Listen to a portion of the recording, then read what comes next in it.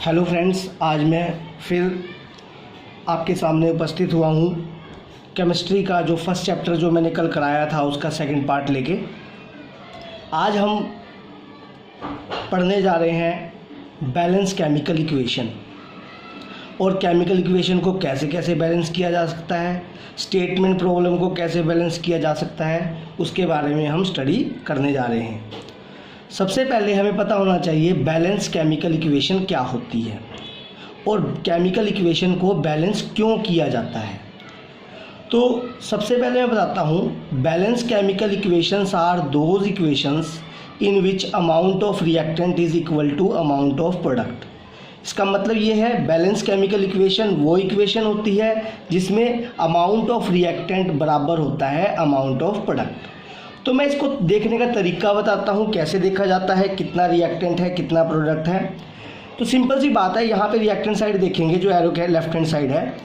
Carbon में अगर हम इसके पैर में देखेंगे, पैर साइड यहाँ पे अगर कुछ नहीं होगा तो क्या मान लिया जाएगा, 1 है। वो क्या है, 1 है। अगर कुछ नहीं है तो मतलब वो अंडरस्टूड होना चाहिए क्या है, 1 है। वैसे ऑक्सीजन के पैर में क्या है, 2 है। इस साइड यहाँ हम कार्बन को देखेंगे, कार्बन के पैर में क्या है, 1 है और यहाँ ऑक्सीजन के पैर में 2 है। तो reactant side carbon 1, product side भी कार्बन 1 और रिएक्टेंट साइड ऑक्सीजन 2 तो प्रोडक्ट साइड भी ऑक्सीजन 2। तो यहाँ पे ये केमिकल इक्वेशन बैलेंस है क्योंकि इसमें अमाउंट ऑफ रिएक्टेंट बराबर है अमाउंट ऑफ प्रोडक्ट के। उसी तरीके से ये नेक्स्ट इक्वेशन को देखते हैं, calcium carbonate. Calcium carbonate reactant side calcium के पैर में क्या है, 1 यानी कैल्शियम 1 है। कार्बन के पैर में भी वो क्या है, 1 तो कार्बन भी 1 है और ऑक्सीजन के पैर में क्या है, 3 तो ऑक्सीजन 3 है। इस साइड देखेंगे हम Ca कैल्शियम के पैर में क्या है, 1 तो इधर भी 1 था तो इधर भी 1 है। यहाँ कार्बन के पैर में क्या है, 1 तो इधर भी कार्बन के पैर में 1 था तो कार्बन भी यहाँ पे बराबर है। और ऑक्सीजन यहाँ पे हम टोटल देखेंगे, यहाँ पे ऑक्सीजन 2 है और यहाँ पे पैर में 1 है तो 3, तो टोटल ऑक्सीजन कितनी हुई, 3। तो जहाँ पे भी amount of reactant amount of product के बराबर है तो इसी तरह से ये इक्वेशन भी क्या है, बराबर है, यानी ये इक्वेशन क्या है, बैलेंस है। आगे इस तरफ चलते हैं तो यहाँ पे हम देखते हैं calcium oxide plus water give rise to calcium hydroxide. तो यहाँ हम कैल्शियम के पैर में देखते हैं, यहाँ पे 1 है, इधर भी कैल्शियम के पैर में क्या है, 1 है। यहाँ हाइड्रोजन 2 है। तो यहाँ पे जो ब्रैकेट लगा है, ब्रैकेट का मतलब ब्रैकेट के पैर में 2 है तो इस ब्रैकेट का मतलब है ये जो 2 है ये ऑक्सीजन से भी मल्टीप्लाई होगा और ये जो 2 है वो हाइड्रोजन से भी मल्टीप्लाई होगा।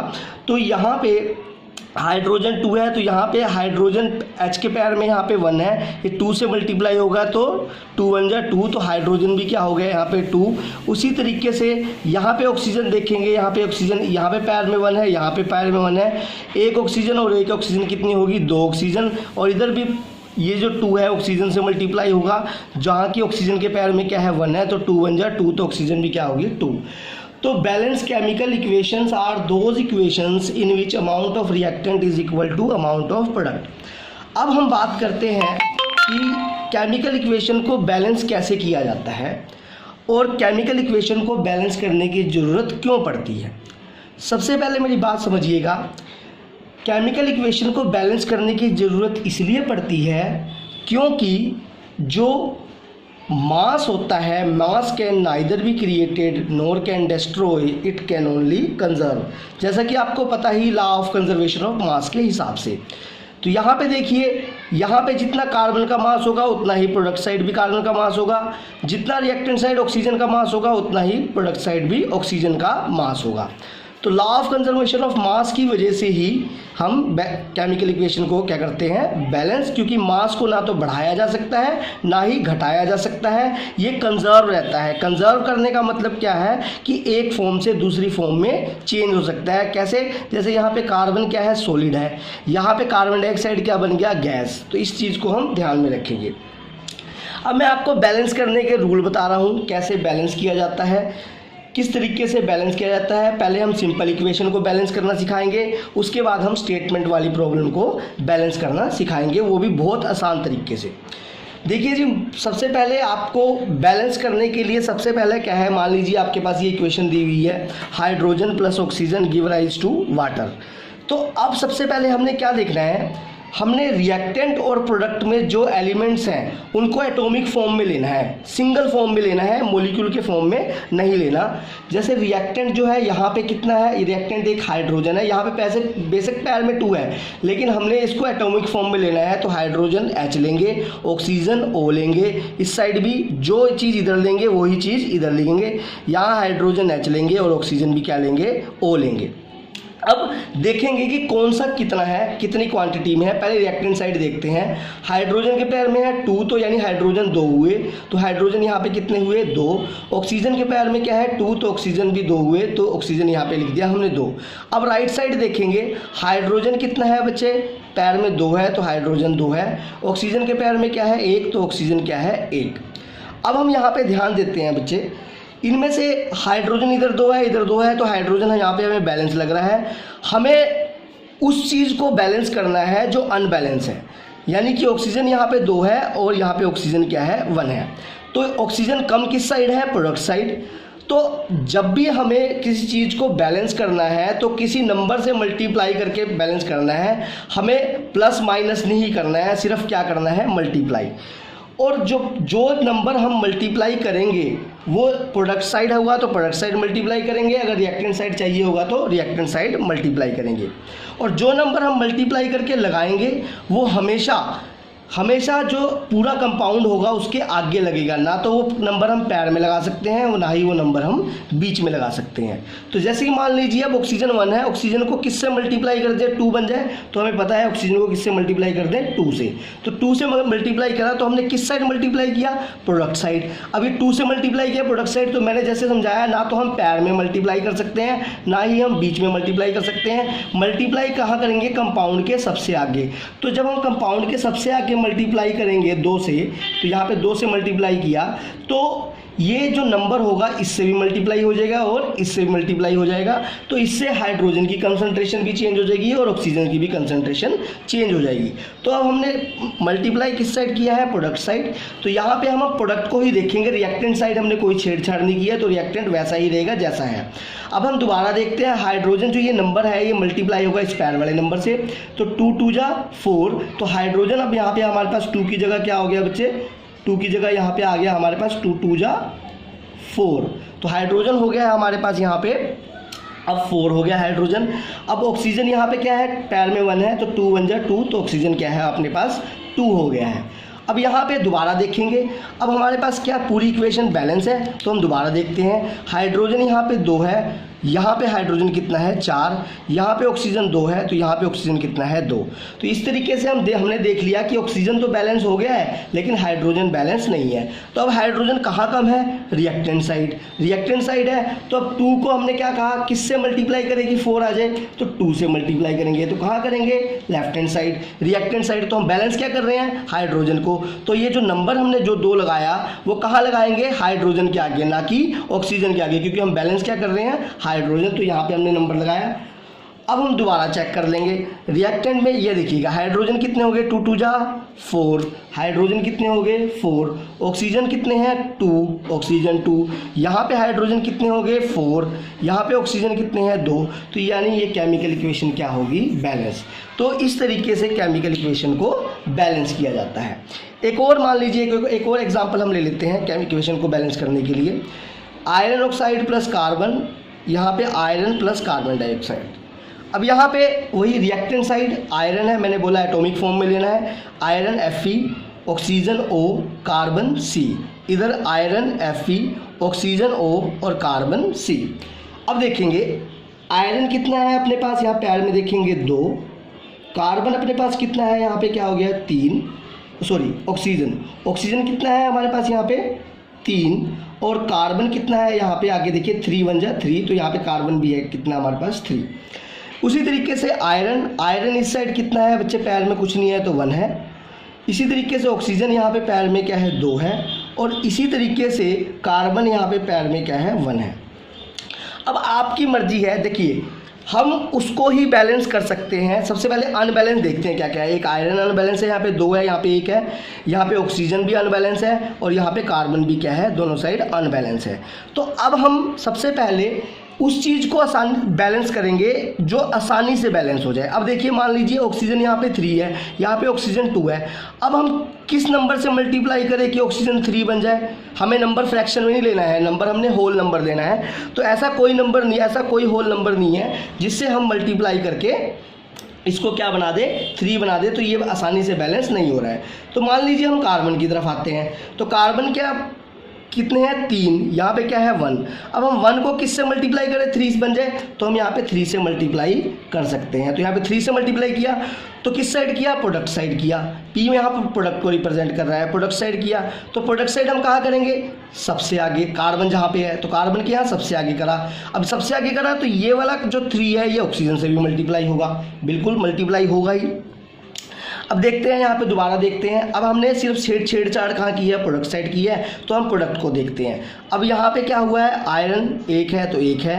कार्बन यहाँ पे 3 1 जा 3, तो यहाँ पे कार्बन आपके पास 3 हो गए। अब ऑक्सीजन कितने हो गए? 3 2 जा 6, 3 2 जा 6। तो अब ऑक्सीजन आपके पास कितने हो गए? 6। अब देखिए अब आगे की बात करते हैं। अब बैलेंस, कार्बन बैलेंस हो गया, ऑक्सीजन अनबैलेंस है, यहाँ 3 है, यहाँ 6 है। यहाँ पे भी आयरन क्या है? अनबैलेंस है, यहाँ पे 2 है और यहाँ पे क्या है? 1। अब देखिए अब ऑक्सीजन कितना करना है? हमें 6 करना है। यहाँ पे ऑक्सीजन कितना है बच्चे? 3। तो सिंपल सी बात है, यहाँ पे हम किससे मल्टीप्लाई करें? 2 से। अब यहाँ पे हमने 2 से मल्टीप्लाई किया तो 3 2 जा क्या हो गया? 6। हमने मल्टीप्लाई किस साइड किया? Reactant side. तो रिएक्टेंट साइड किससे मल्टीप्लाई किया? 2 से। तो 2 कहाँ लगाएंगे? सबसे आगे। अब ये 2 सबसे आगे लगा तो सबसे क्या होगा? मल्टीप्लाई। अब देखो हमने छेड़छाड़ कहाँ की है? Product side. तो इसको छेड़ने की कोई ज़रूरत नहीं है। यहाँ चेक करेंगे आयरन कितना हो गया? 2 2 जा 4। अब आयरन यहाँ पे 2 से मल्टीप्लाई हो गया इस 2 के कारण, तो ये आयरन हो गया 4। ऑक्सीजन कितना हो गया? 3 2 जा 6। तो ऑक्सीजन आपके पास क्या हो गया? 6। कार्बन कितना है? 3। अब इस साइड देखते हैं। आयरन क्या है? 1, ऑक्सीजन क्या है? 6, कार्बन क्या है? 3। तो अब अनबैलेंस क्या नहीं है? अनबैलेंस क्या है? आयरन। तो आयरन को किससे मल्टीप्लाई करें? 4 लाने के लिए किससे मल्टीप्लाई करेंगे? 4 से। हमने मल्टीप्लाई किस साइड किया? Product side. तो यहाँ पे आयरन के आगे हम 4 लगा देंगे। तो इस तरीके से केमिकल इक्वेशन क्या होगी? बैलेंस होगी। ये बहुत ही सिंपल तरीका है, बहुत ही आसान तरीका है केमिकल इक्वेशन को बैलेंस करने का। तो बच्चों ये कुछ केमिकल इक्वेशन मैंने यहाँ पे दी हुई है, इसको आप खुद बैलेंस कीजिएगा और कोई भी अगर दिक्कत आती है तो कमेंट में आप डाल दीजिएगा। अब आता है जो स्टेटमेंट वाली प्रॉब्लम होती है, जैसे बच्चे barium sulphate, sodium sulphate plus barium chloride give rise to barium sulphate, sodium chloride. इस तरह की इक्वेशन अगर मान लो स्टेटमेंट प्रॉब्लम में आती है तो स्टेटमेंट को पहले हमने इक्वेशन में बनाना है। अब इक्वेशन को बनाने के बाद उसको क्या करना है? बैलेंस करना है। तो ये बड़ा ही आसान है, बहुत आसान तरीके से हम इस चीज़ को कर लेंगे। सबसे पहले हमें इस प्रॉब्लम को करने से पहले थोड़ी बेसिक नॉलेज होनी चाहिए, जो मैं आपको शुरू से ही यहाँ पे अच्छी तरह से समझा रहा हूँ। सबसे पहले आपको 20 तक एलिमेंट याद होने चाहिए। 20 तक एलिमेंट अगर याद नहीं है तो 20 तक एलिमेंट के याद करने का मैं तरीका बता देता हूँ, वो आपको ईजिली बड़े ही आसानी से लर्न हो जाएंगे। जैसे मैं एक बार एलिमेंट के नाम बता देता हूँ। Hydrogen, helium, lithium, beryllium, boron, carbon, nitrogen, oxygen, fluorine, neon. तो पहले ये 10 एलिमेंट है, इसको याद करने का मैं तरीका बता देता हूँ, ध्यान से सुनिएगा। एच का मतलब होगा hi, hello, listen, BBC, news of France, New York. समझ आ गई बात? तो इधर अगले 10 जो एलिमेंट हैं, sodium, magnesium, aluminium, silicon, phosphorus, sulphur, chlorine, argon, potassium, calcium. इसको याद करने का तरीका भी मैं दे रहा हूँ। NA से नाना, MG से मामा। नाना, मामा, अंकल, सभी पड़ोसियों समेत कल आगरा को चलेंगे। ये दूसरा जो हो गया, ये आपके अगले 10 एलिमेंट याद करने का तरीका हो गया। अब मेरी एक बात याद रखिएगा, जो जितने नंबर पे होगा, जैसे हाइड्रोजन पहले नंबर पे है तो इसका एटॉमिक नंबर बच्चे 1 हुआ। वैसे सोडियम 11वें नंबर पे हुआ, 11वें नंबर पे हुआ, तो इसका एटॉमिक नंबर क्या हुआ?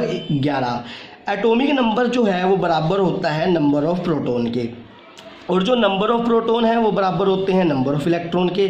तो इसी तरीके से जो एटॉमिक नंबर है वो नंबर ऑफ इलेक्ट्रॉन के भी बराबर हुआ। ये आप समझ गए होंगे। वैसे ही जैसे मान लीजिए लिथियम है। अब लिथियम का एटॉमिक नंबर है 3, क्योंकि ये देखिए 1 2 3, लिथियम का एटॉमिक नंबर 3 है, तो यानी इसके पास प्रोटॉन भी 3 है और इलेक्ट्रॉन भी कितने हैं, 3 है। वैसे कार्बन का एटॉमिक नंबर है 6, क्योंकि कार्बन 6वें नंबर पे है, 6 नंबर पे है, तो कार्बन का एटॉमिक नंबर 6 है, तो इसके पास इलेक्ट्रॉन भी कितने हुए, 6, प्रोटॉन भी कितने हुए, 6। उसी तरह से ऑक्सीजन के इलेक्ट्रॉन भी 8 हुए, प्रोटॉन भी क्या हुए 8, और एटॉमिक नंबर भी क्या हुआ 8। अब वैलेंसी क्या होती है? वैलेंसी का मतलब होता है कंबाइनिंग कैपेसिटी। ये जो लैंग्वेज, जो ये आपका वैलेंसी की डेफिनेशन है वो लेवल टू लेवल चेंज होती है। +1 में बड़ी अच्छी तरह से बहुत ही ब्रीफ एक्सप्लेन करके इसकी डेफिनेशन दी हुई है, लेकिन 10th के हिसाब से मैं आपको जर्नल बड़े ही आसान तरीके वाली डेफिनेशन दे रहा हूँ। वैलेंसी का मतलब होता है, valency is defined as number of electron present in outermost shell of an atom. किसी एटम के सबसे बाहर वाली शेल में जितने इलेक्ट्रॉन होंगे वो इसकी वैलेंसी को क्या करेंगे, रिप्रेजेंट करेंगे। ये बहुत ही आसान तरीका है, जरा आप समझ के देखिए। एक मैजिक नंबर हम याद रखेंगे 288, 288 मैजिक नंबर। 2 का मतलब ये पहला सेल के सेल, यानी के सेल में मैक्सिमम 2 इलेक्ट्रॉन आ सकते हैं। दूसरा सेल एल सेल, इसमें मैक्सिमम 8 इलेक्ट्रॉन आ सकते हैं। तीसरा एम सेल, इसमें भी मैक्सिमम कितने इलेक्ट्रॉन आ सकते हैं, 8। तो ये मैजिक नंबर याद रखिएगा। और ये जो सेल्स में जो हम इलेक्ट्रॉन भरेंगे, पहले के में भरेंगे, फिर एल में भरेंगे, फिर एम में भरेंगे। तो यहाँ पे हम वैलेंसी को देखते हैं। जैसे मान लीजिए अब लिथियम है, अब लिथियम है, लिथियम का एटॉमिक नंबर है 3, तो इसके पास इलेक्ट्रॉन भी क्या है, 3। हम भरते क्या है, इलेक्ट्रॉन। जैसे कि मैंने बताया पहले सेल में इलेक्ट्रॉन 3 है, तो पहले वाले सेल में कितने इलेक्ट्रॉन आ सकते हैं, 2। तो बच्चे ये जो के सेल है इसमें कितने इलेक्ट्रॉन आ गए, 2। अब के में 2 ही आ सकते हैं, तो 2 ही भरेंगे। अब उसके बाद अगर ये 2 भर गए हैं तो अगले सेल में जाएंगे। तो अगला सेल कौन सा है, एल। तो एल सेल में इलेक्ट्रॉन है कितने, जितने हैं उतने ही भरेंगे बच्चे। तो पहले वाले में 2 आ गए, इलेक्ट्रॉन 3 थे, तो दूसरे वाले में कितना आएगा, जाहिर सी बात है 1 आएगा। तो आउटर मोस्ट सेल में कितने इलेक्ट्रॉन दिख रहा है, 1। तो इसकी वैलेंसी क्या होगी, 1। यहाँ पे इसकी वैलेंसी क्या होगी, 1 होगी वैलेंसी।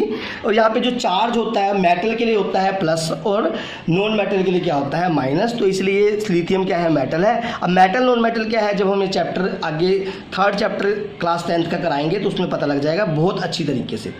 उसी तरीके से अगर हम एल्यूमिनियम की वैलेंसी निकालें तो एल्यूमिनियम का एटॉमिक नंबर है 13, तो यानी इलेक्ट्रॉन भी इसमें कितने हैं, 13, प्रोटॉन भी कितने हैं, 13। लेकिन हमने भरने इलेक्ट्रॉन है, तो इलेक्ट्रॉन भरते हैं तो पहले वाली सेल में ध्यान दीजिएगा, इलेक्ट्रॉन 13 है, तो पहले वाले में 2 आ सकते हैं, तो 2 भर दिए।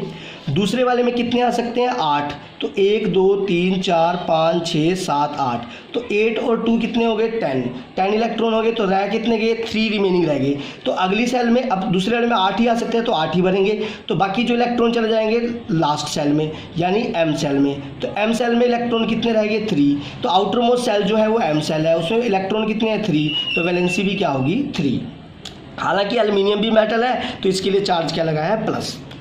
वैसे ही मैं कहता हूँ valency is never greater than 4। Valency कभी 4 से ज़्यादा नहीं होती। वैलेंसी 0 भी हो सकती है, वैलेंसी 1 भी हो सकती है, वैलेंसी 2 भी हो सकती है, वैलेंसी 3 भी हो सकती है, और वैलेंसी 4 भी हो सकती है, लेकिन valency is never greater than 4। अब नाइट्रोजन का केस लेते हैं। नाइट्रोजन का एटॉमिक नंबर 7 है। अब नाइट्रोजन का एटॉमिक नंबर 7 है, तो इलेक्ट्रॉन भी इसके पास 7 होंगे, तो भरेंगे। तो पहले वाले में आ गए 2, तो कितने रह गए, 5। तो अगले वाले में यानी एल वाले सेल में कितने आ गए, 5। तो आप कहोगे वैलेंसी 5 है। तो मैंने अभी बताया कि वैलेंसी कभी 4 से ज़्यादा नहीं होती। अगर आउटर मोस्ट सेल में 4 से ज़्यादा इलेक्ट्रॉन हो जाए, अब इसका रीज़न भी है। अब आउटर मोस्ट सेल में अगर 4 से ज़्यादा इलेक्ट्रॉन हो जाए तो वैलेंसी क्या होती है, 8 minus number of electron present in outermost shell of an atom. ये सभी जो डेफिनेशन है आप नोट डाउन कर लीजिएगा। बड़ी ही सिंपल लैंग्वेज में डेफिनेशन है, बहुत ही आसान तरीका है इसको याद करने का। आपको कोई भी परेशानी नहीं होगी इन डेफिनेशन को याद करने के लिए। तो अब देखिए आउटर मोस्ट सेल में 4 से ज़्यादा इलेक्ट्रॉन है, तो 5 है, तो वैलेंसी क्या होगी, 8 माइनस आउटर मोस्ट सेल में कितने हैं, 5। तो 8 माइनस 5 यानी 3। तो ये नाइट्रोजन नॉन मेटल है, इसके लिए चार्ज क्या लगा, माइनस। वैसे ही फ्लोरीन की बात करते हैं। फ्लोरीन का एटॉमिक नंबर है 9। तो इसका इलेक्ट्रॉन भी कितने हैं 9, तो भरते हैं। पहले वाले में 2 हो गए और दूसरे वाले में कितने हो गए 7। पहले वाले में 2 हो गए, दूसरे वाले में कितने हो गए 7। तो आउटर मोस्ट सेल में जो इलेक्ट्रॉन है 7, तो आउटर मोस्ट सेल में 4 से ज़्यादा इलेक्ट्रॉन है, इसीलिए वैलेंसी क्या करेंगे 8 में से माइनस करेंगे जो आउटर मोस्ट सेल में इलेक्ट्रॉन है, तो कितने हैं 7। तो वैलेंसी क्या होगी इसकी 1। हाँ, अब ये भी क्या है नॉन मेटल, तो इसीलिए इसका चार्ज क्या है -।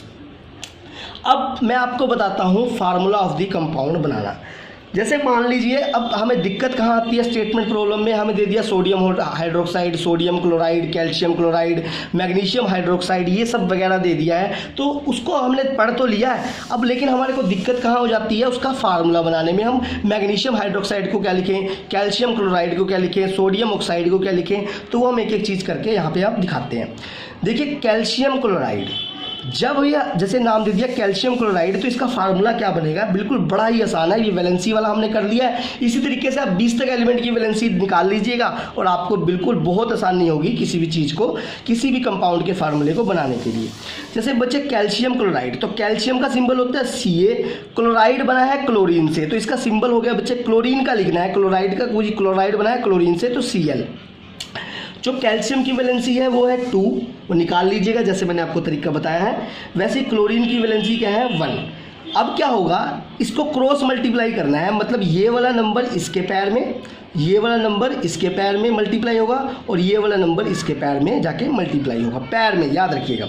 अब Ca 1 से मल्टीप्लाई हुआ तो Ca लिख दो या Ca1 लिख दो, अंडरस्टूड है वो तो 1 ही रहेगा। और यहाँ पे 2 Cl से मल्टीप्लाई हो गया तो क्या हो गया Cl2, तो ये बन गया कैल्शियम क्लोराइड, बहुत ही आसान तरीके से बन गया। इसी तरीके से बच्चे सोडियम ऑक्साइड, अब सोडियम हो गया Na, ऑक्साइड बना है ऑक्सीजन से तो O। हमेशा याद रखना आपने एटॉमिक फॉर्म में ही लेने हैं, सिंगलेट फॉर्म में ही लेने हैं, सोडियम Na और ऑक्साइड यानी O, ऑक्सीजन। सोडियम की वैलेंसी 1, ऑक्सीजन की वैलेंसी 2, यहाँ पे क्रॉस मल्टीप्लाई, ये इसके साथ मल्टीप्लाई, तो यहाँ पे हो गया Na2, ये लिख दीजिए Na2 पैर में गया नंबर, ये O वहाँ पे पैर में गया तो O अकेला O लिख दो या O1 लिख दो, बात एक ही है। तो ये फार्मूला हो गया सोडियम ऑक्साइड का। इसी तरीके से बच्चे कुछ और एलिमेंट कंपाउंड्स हैं, उसकी वैलेंसी हमें याद करनी पड़ेगी, ठीक है, तो ये याद रखनी पड़ेगी थोड़ी सी। हाइड्रोक्साइड OH, इसके ऊपर चार्ज -1 होता है, वैलेंसी इसकी 1 होती है। कार्बोनेट CO3, इसकी वैलेंसी 2।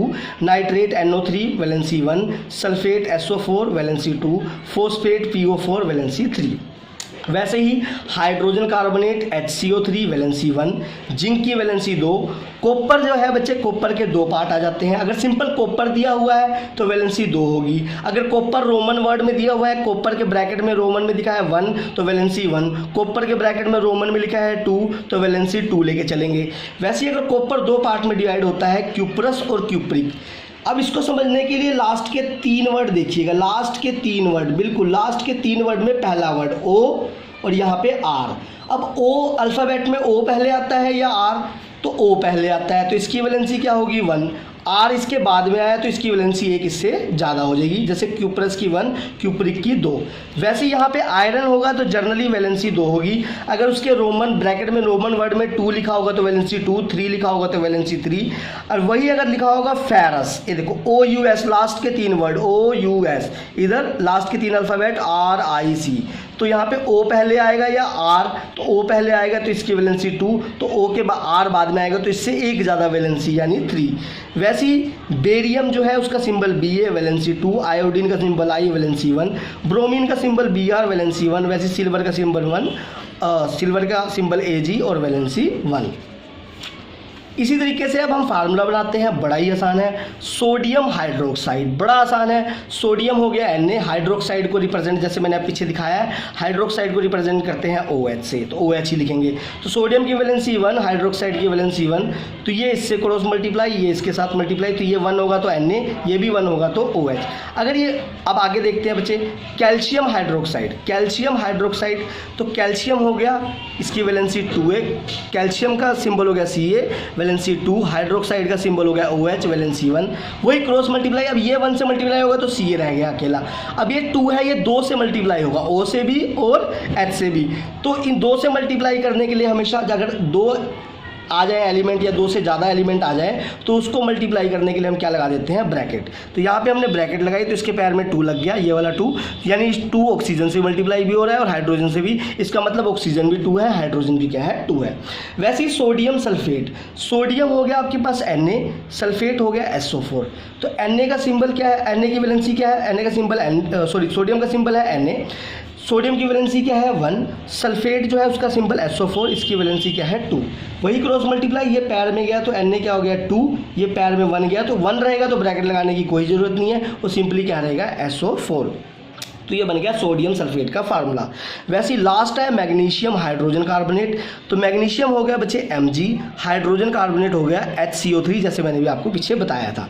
तो मैग्नीशियम की वैलेंसी 2, हाइड्रोजन कार्बोनेट की वैलेंसी 1, तो ये 1 से मल्टीप्लाई हुआ तो मैग्नीशियम अकेला रह गया। अब ये 2, ये सारा 2 से मल्टीप्लाई होगा तो ये सारों के आगे क्या लगेगा, सबके आगे ब्रैकेट लग के पैर में क्या लग गया 2, इसका मतलब हाइड्रोजन भी 2, कार्बन 2 और ऑक्सीजन 3 2 जा 6। अब मान लीजिए अब एक स्टेटमेंट वाली हम प्रॉब्लम ले लेते हैं। अब इतना सब कुछ बता ही दिया है तो एक प्रॉब्लम हम आपको ले लेते हैं कि भाई किस तरह से स्टेटमेंट वाली बैलेंसिंग की जाती है।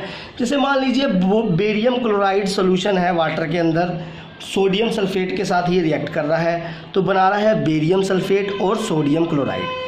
तो बड़ा ही आसान है, ये अभी इक्वेशन दे दी है। अब इसको हम क्या करेंगे, पहले स्टेटमेंट फॉर्म में कन्वर्ट करेंगे, उसके बाद देखेंगे बैलेंस है कि नहीं है। याद रखिएगा चेक करने के बाद ही बैलेंस कीजिएगा। अपने दिमाग से ध्यान से देख लीजिएगा कि कभी कभार एग्जामिनर बहुत तेज होता है, पहले से ही वो केमिकल इक्वेशन बैलेंस डाल देता है। तो बच्चे जिसको नॉलेज नहीं होती वो अपनी तरफ से नंबर लगाते हैं 2 3, इस तरीके से वो इक्वेशन क्या हो जाती है, बैलेंस। तो याद रखिएगा कभी कभार हमें इक्वेशन पहले से ही बैलेंस मिलती है, तो ध्यान से चेक करने के बाद ही बैलेंस करना शुरू कीजिएगा। जैसे मान लीजिए बेरियम क्लोराइड, तो बेरियम हो गया Ba, जैसे मैंने पीछे बताया, इसकी वैलेंसी होगी 2, क्लोराइड Cl से रिप्रेजेंट करेंगे, इसकी वैलेंसी क्या होगी 1। तो ये क्रॉस मल्टीप्लाई होगा Ba1Cl2 तो BaCl2 प्लस सोडियम सल्फेट, तो सोडियम का सिंबल हो गया Na, सल्फेट का सिंबल हो गया SO4, सोडियम की वैलेंसी 1, सल्फेट की वैलेंसी 2, ये 2 से मल्टीप्लाई हुआ तो Na2, ये 1 से मल्टीप्लाई हुआ तो SO4, तो Na2SO4 give rise to barium sulphate. ये याद रखिए, थोड़ा सा आपके लिए नया है ये, barium Ba sulphate SO4, barium की वैलेंसी 2, सल्फेट की वैलेंसी 2। याद रखिएगा यहाँ पे जो वैलेंसियाँ हैं आपके पास, यहाँ पे जो वैलेंसियाँ हैं अगर एक नंबर से डिवाइड हो जाए, जैसे यहाँ पे 2 दोनों 2 से डिवाइड हो सकती है, अगर एक नंबर से डिवाइड हो जाए तो हम उसे कर लेंगे। तो ये 2 1 जा 2, ये भी 2 1 जा 2, तो ये भी 1, अब ये 1 बन गया, ये 1 बन गया, तो ये बन गया Ba और ये बन गया SO4, तो ये गया barium sulphate plus sodium chloride, तो sodium Na, chloride Cl, sodium की वैलेंसी 1, क्लोराइड की वैलेंसी 1, यहाँ पे क्रॉस मल्टीप्लाई करेंगे तो क्या बनेगा NaCl। अब मैं आपको जैसे उसी तरीके से जैसे मैंने अभी आप आज के लेक्चर में बताया RP लिख के बैलेंस कर लेंगे, तो मैं आपको यहाँ पे सीधा ही बैलेंस कर दूंगा, पर आप उसी तरीके से कीजिएगा क्योंकि मैं वो आपको पहले बता चुका हूँ। अब देखिए यहाँ पे बेरियम क्या है, 1 है, यहाँ पे भी बेरियम 1 है, यहाँ पे क्लोरीन कितने हैं, Cl कितने हैं, 2 है, यहाँ पे क्लोरीन क्या है, यहाँ पे 1 है, यहाँ पे सोडियम कितने हैं, 2 हैं, यहाँ पे सोडियम क्या है, 1 है। वैसे यहाँ पे सल्फेट क्या है, 1, सल्फर कितना है, 1, इधर भी सल्फर 1 है, ऑक्सीजन कितने हैं, 4, ऑक्सीजन भी क्या है 4। तो बैलेंस क्या नहीं है यहाँ पे, एक तो क्लोरीन बैलेंस नहीं है और क्या बैलेंस नहीं है, सोडियम बैलेंस नहीं है। तो मैं अपने तरीके से अपना नंबर लगा के, मुझे जैसे पता है कि कैसे बैलेंस होगा, तो यहाँ पे नंबर 2 लगा के बैलेंस कर दिया जाएगा। तो इस तरीके से अब 2 लग गया तो सोडियम भी पैर में 1 है, तो 2 1 जा 2 हो गया, क्लोरीन भी कितना हो गया 2। तो जैसे कि मैंने आपको पहले सिखाया है उस तरीके से आप लोग बैलेंस कर लीजिएगा। उसी तरीके से हम आगे की बात करते हैं। यहाँ पे एक इक्वेशन है, तो इस इक्वेशन को भी आप अपने तरीके से बैलेंस कर लीजिएगा। ये इक्वेशन है sodium hydroxide plus hydrochloric acid give rise to sodium chloride plus water. और बाकी बैलेंस करने में अगर आपको कोई भी दिक्कत आती है, कोई भी प्रॉब्लम में आप अटक जाते हैं, तो मुझे ज़रूर कमेंट करके बता दीजिएगा, मैं उसका हल जल्द से जल्द आपको दूंगा। आशा करता हूँ ये आपको वीडियो बहुत पसंद आई होगी। अब मैं इसका लास्ट लेक्चर और 3rd पार्ट लेके ज़रूर हाजिर होऊंगा। धन्यवाद, नमस्कार।